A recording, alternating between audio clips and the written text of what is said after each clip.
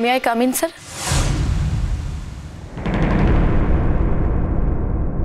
Yes, come in. Sir, আমাকে notice দিয়ে ডেকে পাঠানো হয়েছে, তাই আমি এসেছি।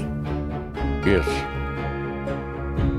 কলেজে ডিসিপ্লিন ভাঙার অভিযোগে সমস্ত ছেলে মেয়েদের এবং কনসার্ন টিচারদের আবেদনের ভিত্তিতে কলেজ কর্তৃপক্ষ তোমাকে রাস্টিকেট করলো।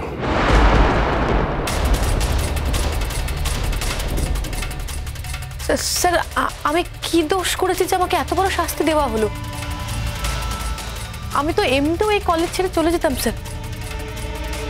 আপনারা রাস্টিকেট করলে তো আমি অন্য কলেজে ভর্তি হতে পারবো না স্যার। সেই কথাগুলো তোমার আগে মনে রাখা উচিত ছিল। কিন্তু স্যার, আমি কি করেছি? করেছিটা কি? কি করেছো জানো না? জানো না?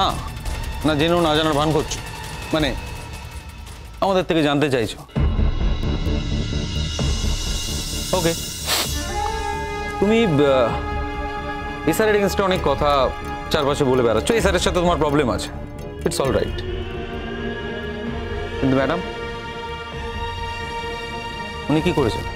উনি তো আছেন এখন, বলো উনি কি করেছেন, এক্সপ্লেন। ম্যাডাম, ওনার কিছু বলার নেই, আপনি বলুন কি হয়েছিল। আমি তো বলেছি স্যার, কালকেও আমার সাথে এত মিসবিহেভ করেছে, এমনকি আমার দায়িত্ব নিয়ে পর্যন্ত কথা বলেছে। আর শুধু তাই নয় স্যার, দিয়া আর ময়ূরী যেহেতু আপনার বাড়ি থেকে এসেছে, তাই ও ইচ্ছা করে দিয়া আর ময়ূরীকে ফাঁসানোর চেষ্টা করেছে।